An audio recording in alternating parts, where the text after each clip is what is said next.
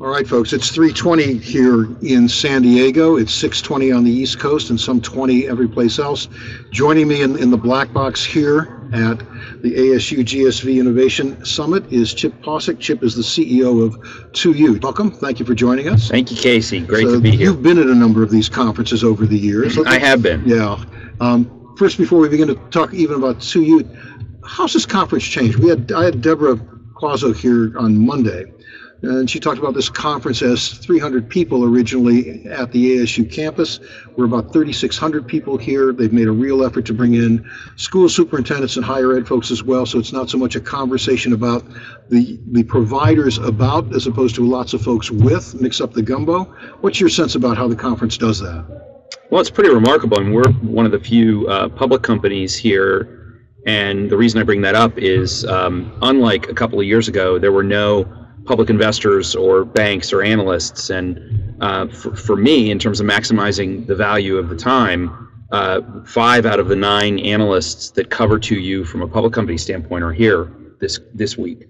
That's really unusual compared to past years, and I've been at all but the very first one. Mm-hmm. I think I'm actually pretty sure that I've been to all but the first one. It's fuzzy after 7. Yeah, exactly. Okay. So I go back with the conference quite a bit, and 2U, in some ways, the growth of 2U is really tracked with the growth of the conference. Not that they're related, but we've been coming for a long time. We do find it to be a really valuable opportunity for our senior team. I have a good number of my senior team members here because over a very short time period, they can see everything that is relevant in education technology. It's really, I think, the only conference like that.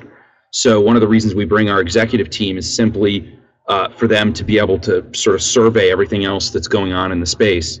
You mentioned analysts. I suspect the other thing that's happened, though, is you get actually more campus officials here as well. Yes. They may show up at other kinds of events, but they too are looking. Yes, we actually, Mike and Deborah Quazzo and Mike Moe that run the conference will be thrilled to know that we actually did agree to a new program for 2U. So we actually were able to, not the final contract of the negotiation, but come to general terms on a contract while we were here. So it's been really successful for us. This is the tail end of the conference. So I have a couple of more meetings today. I think I have 4 more meetings today, and then we'll be heading back on the red eye to the East Coast. I think a lot of us are running on fumes. Let me now give you the shameless self-promotional opportunity to talk a little bit about 2U. So 2U partners with top colleges and universities to build what we believe are the world's best online degree programs. We share tuition revenue with a great university like Georgetown or Berkeley or Yale or Chapel Hill or USC or Simmons College over a long time period. So 2U's contracts run between 10 and 15 years, and we are really trying to build something that is great. And what I would say is it's built on the notion of institutional will, the will of a great school to make the online student equal to the campus student, which is not typically something that has really happened historically. So when we founded the company, really, in many ways, it's a story much more about institutional will than it is about technology. Now, we do a series of things behind the scenes to help the university launch the programs, but when you're getting a degree, you're not getting anything from 2U. You're getting a Georgetown degree, a Berkeley degree, a USC degree. Okay. Well, I said in full disclosure, I said it on your corporate presentation earlier today. One of the things that was quite striking to me is I think about others who sort of occupy the broad space known as enablers for online ed. You may not like that, but I think generically that may be a reasonable characterization. You talked about a $4 million investment to help bring a program up at your client institutions. Am I quoting that correctly? No, it's actually $10 million. My apologies. Okay, so 2.5x right here.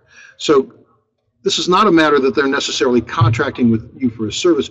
You're putting upfront dollars in to bring that program online.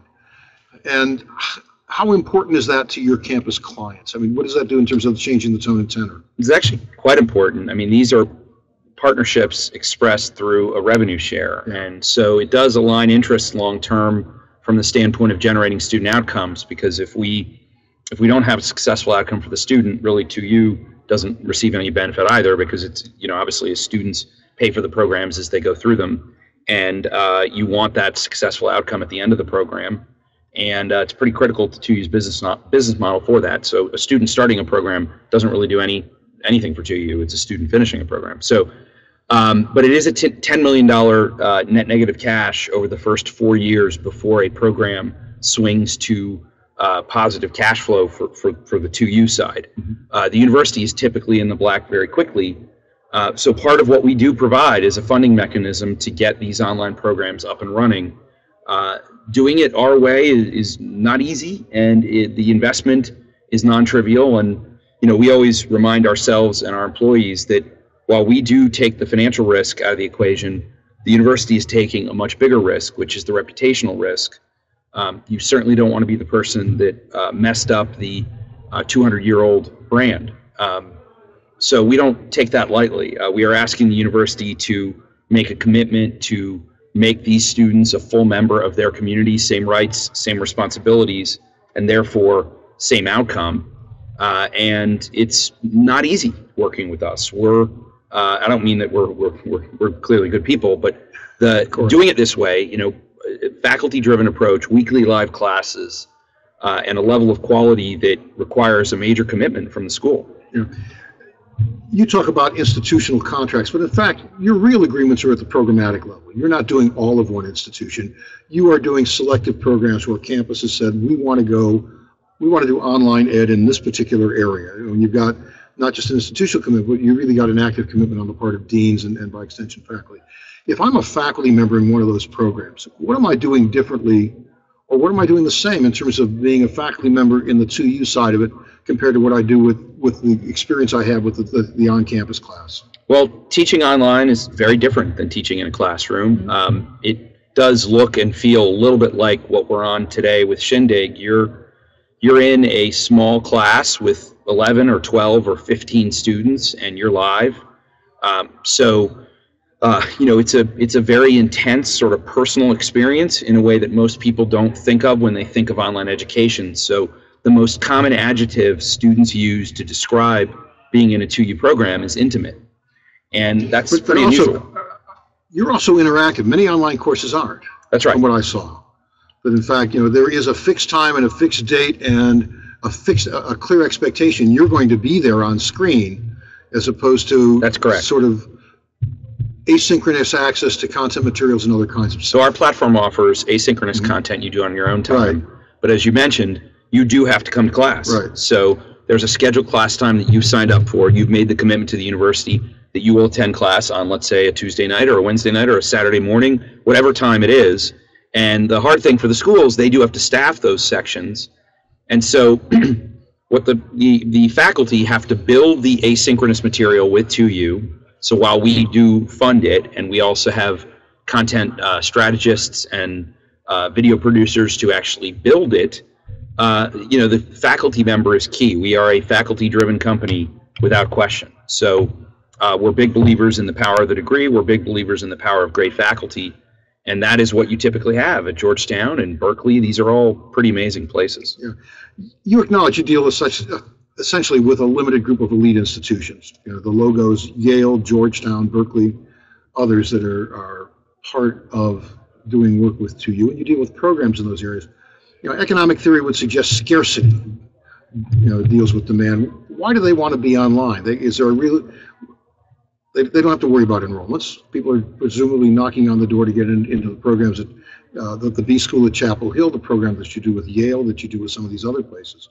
I think people come into the conversation with us when they talk about the elite schools with a bit of a view of undergrad. And at the graduate level, even at the elite level, if schools don't actually go out and actively look for students, they typically don't find them. In other words, students don't magically appear. So the schools do have to market themselves to grow their programs. Now, ultimately, why is Georgetown Nursing doing it online? Well, they were graduating 50 students a year, and now they have a total of nearly 800 students in that program, making a real impact. So when a great dean begins working with 2U from a school like Georgetown Nursing, what they're interested in doing is creating more advanced practice nurses in the Jesuit tradition. Like, that is what Georgetown Nursing is doing. It's why they get up in the morning. Pat Clunan, the dean there, super passionate about that. Now, at the same time, it has to have a sustainable economic model. Sustainability is not optional, right? So it does have to work financially for the schools. And I'm proud to say that in our case, it does. Yeah, so let's take the example of Georgetown Nursing. I think the number you said was they had 50 students, they're now up to 800. You cited some numbers in your public presentation this morning about the number of people that you assigned to work on some of these campuses. If you will, how many people do you have working at Georgetown, and how many people has Georgetown added to deal with an enrollment growth from 50 to essentially 800? Well, I can't talk about any individual client or contract in that specificity, but I can tell you, generally speaking, 2U's up to 1,100 employees, and it took us 8 years to get to 1,000. It'll take us another couple years to get to 2,000. So the scale is going up. You also mentioned one other thing that's worth commenting on, Casey, which is the people that believe scarcity and quality are linked are generally they're not people that would work with us, right? We're not trying to keep it super tiny. We're also not trying to make it ridiculously large. These students have to be accepted with the same admissions requirements as the campus. And so our job is to find not any student, but the right student for that particular experience, for that particular university. So ultimately, we're not talking about tens of thousands of students in a single program. Inception to date, 2U has generated a little under 18,000 students for our university partners at their level of selectivity. Okay. I want to talk about graduate programs because that's the work that you do, and particularly in areas MBA and some others. For students who go to residential graduate programs, it's a transformative process in the sense, particularly MBAs is one example. I know that you are also a student in the MBA program at Chapel Hill, which is a 2U client. They come in with certain experience they have, and the intent is not only do I get my MBA, but I emerge a different kind of professional. It's a springboard to something else. On the other hand, if you look at many business schools, I used to do some research in this area, the populations that go to either the online programs and before online executive programs, those who are often mid-career professionals who weren't transforming into a new life, but essentially advancing in the current life. Yep. Talk about the experience of the 2U students in that context. Well, we have both. You have both. I mean, we do. It's pretty interesting. So, if I just give you some generalities, overall, the average 2U student is typically older than the average campus student. So, and that I don't think would surprise anybody. Online does offer the opportunity for people to fit it into their life in a way that simply wouldn't happen if you had to pick up your life, quit your job, and move. And ultimately, that is the strongest part of the value proposition. If you can do it at the same level of quality, get the same degree, and actually become, and this is really important to you, a Trojan, a Tar Heel, a Hoya, a Bear, a Shark, like all these different networks of people, that's a very real thing. Without picking up your life, quitting your job, and moving, we think that that's a real winner for the world, not just for 2U, because providing access to people that would typically not have access is part of the story. Now, it is interesting that we do have students that look exactly like the day program, and we have students that look like me. And I am a student in the Chapel Hill program. I've been in for a long time, so some people might joke that I'm the Van Wilder of MBA at UNC. I don't know if you've seen that show, that movie. But so I've been in a long time. Why? Because I can only take one class a term per my board, and frankly, I couldn't fit in more than one class a term. But I really do believe I'll graduate next year. Knock on wood, Casey. Knock on something here for me. But ultimately, there's no chance that I would have done this if it was not for the platform, Right. But I really did want my MBA. I didn't do it for eating my own dog food or anything like that. I did it because I was a liberal arts major in college, and I've run 3 businesses, read many balance sheets, but never made one until accounting class. And so it's actually definitively helped me be a better CEO. So love it. And I think, what's interesting to your question, I'm not as much of a unicorn as you would think. There's a bunch of people in these programs. A good example is one of my classmates was the CFO of Royal Caribbean Cruise Lines. And, he's a great example. He's not quitting that job. He's doing it to further his ability and his career. And that is what you do find. It's a bit bifurcated. You have some people that are younger and look more like the day program students, and then some people that are older. Now, I might be on the extreme of that. I'm 45. It's probably more people in their early 30s and late 20s, but pretty remarkable when you give people the access and you unleash these brands on a global basis, what it can do for access. Yeah, I want to address an audience question. I know you'll say you have no competitors, but in fact, there are folks that, in part of the enabling online education arena. No, I actually won't say that. Oh, okay, fair enough. So that when we started the company, this was a significantly less mature space, Right. and people do call it, in general, online program management or enablers, as you mentioned, and there are a good number of companies in the space now. There's a company here that's presenting Hot Chalk. There's a company called Everspring. Pearson is big in this business. Wiley, the other publisher, There's is a couple of companies that have been purchased by larger companies. That's right. Embanet, so Deltek. Embanet was bought by Pearson. Wiley was bought by Deltek. So there are competitors in the space. We generally see that as a positive, and the reason for that is our biggest challenge is preconceived notions of online education. Online education has been, for years, dominated by the proprietary schools, and so that is what people think of. They think of University of Phoenix. They don't think of a nonprofit. And in general, we think that having more people in the space puts wind at our back long term. We definitively do not believe we're in, it's so early that we're not in a share game right now. This isn't about somebody taking a contract or something. This is actually about, in some ways, we are where Tesla is with electric cars. Like, regardless of whether Tesla is making them, they do like the fact that Chevy is going to put electric cars out there because what they need is adoption. And from a sort of look and feel standpoint, I think we're where online dating was 15 years ago. It was super scandalous. You didn't want to admit you had a profile. Today, if you were actually looking for somebody, that is definitively, if you're not married and you want to find somebody, that is how the vast majority of people are doing it, with no stigma. So we think over a longer period, the stigma to online education will disappear. And we're trying to break down those barriers. And I want to close with that question about stigma. But you're very good at this. Pardon? You're very good at this. Thank you. That's very kind. Yeah. There is that stigma in certain contexts about online versus on campus, even if it's from the same institution.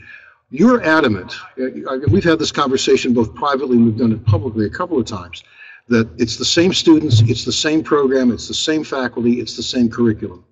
For those students who look at the experience not staying where they are and advancing, but rather who look at the 2U experience with a particular institution, essentially the institution that's using 2U as the platform, that go out then, is it also the case that there is no stigma in terms of the employment trajectory? Well, the interesting thing is that the employer would really have no idea. Yeah. The degree is exactly the same. There's no asterisk. There's no asterisk. Okay. So when you put Keenan Flagler on your resume, you're putting Keenan Flagler on your resume. When you put Berkeley iSchool on your resume, you got a degree from Berkeley. You didn't get a degree from 2U. With that said, what's interesting is many of the students are now sort of promoting it effectively.